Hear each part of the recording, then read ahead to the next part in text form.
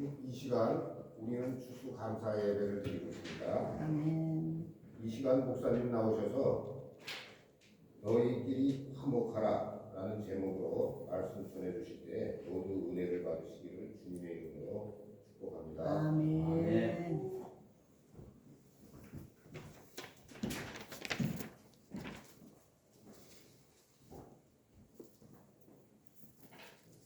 할렐루야. 아멘.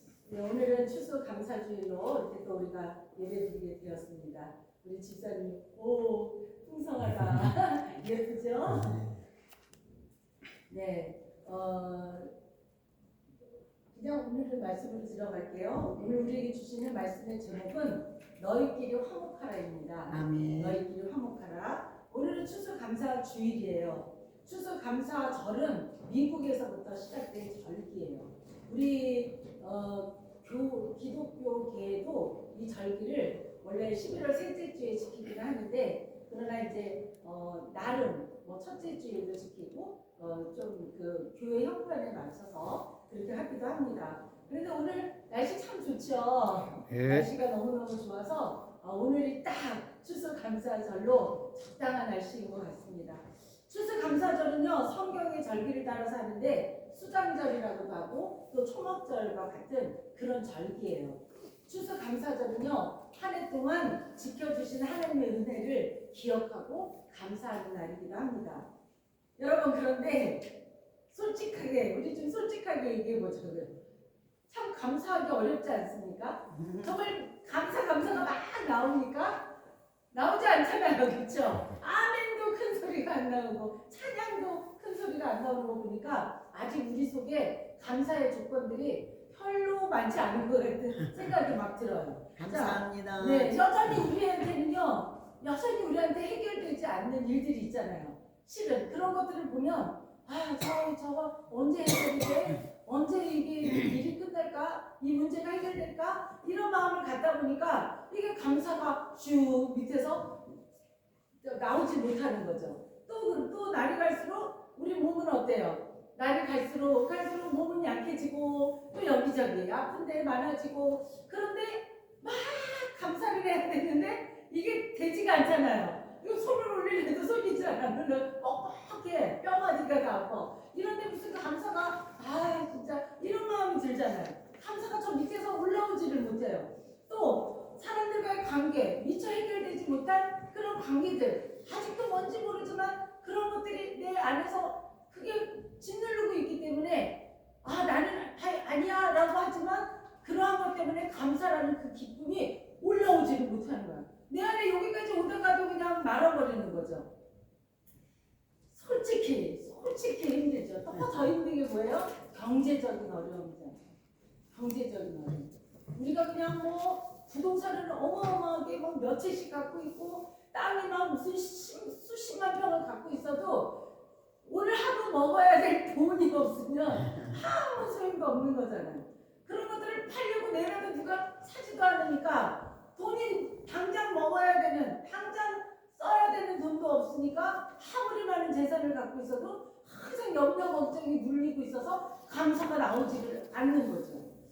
여러분, 이런 모든 것들이 정말 우리가 감사 안에서 오늘 추수감사절인데 1년 동안 하나님이 우리에게 주신 모든 것들을 감사하면서 막 기뻐해야 되는데 사실은 그 기쁨이 절반밖에 안 된다는 거죠. 그래서 이런 고통을 잘 알고 있는 우리 바울 사도가 오늘 우리에게 말씀을 주시는 거예요. 뭐라고 이 본문에서 말씀하시냐면 감사는 감정이 아니야 라고 얘기하는 거죠.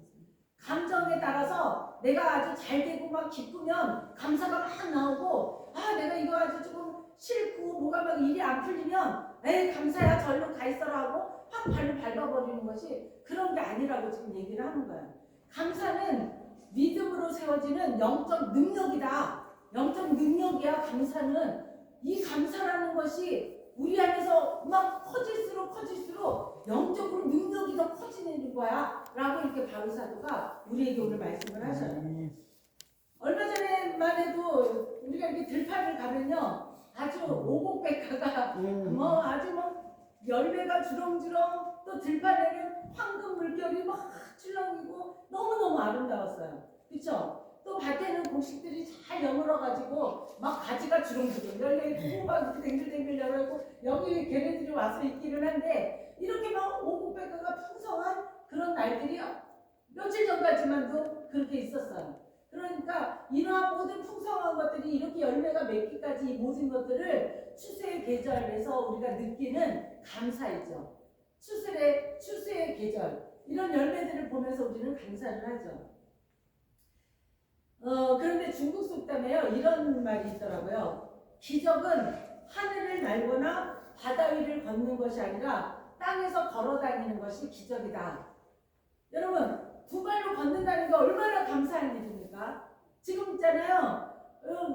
교회 와서 예배 드리고 싶은데 사실 두 발로 걸어서 이 자리까지 오지 못하는 많은 아픔이 있는 사람들이 많이 있어요. 교회 와서 예배 드리고 싶은데 몸이 건강하지 못하니까 정말 오지 못해서 집에서 그냥 눈물로 기도하는 분들이 있어요. 그런데 여러분 여기 계시는 우리 성도님 모두들은 내 두 발, 하나님이 주신 발을 가지고 교회까지 걸어오셨잖아요. 이게 감사거든요. 이게 얼마나 큰 감사인지 몰라요. 그런데 우리는 하늘을 날고 무리를 막 걷고 이런 것들을 기대하고 기적을 바라죠. 그리고 나는 땅 위를 걸어서 다니는 나는 아주 하찮은 존재로 생각을 한다는 거죠. 나 자신을 사랑해야 돼.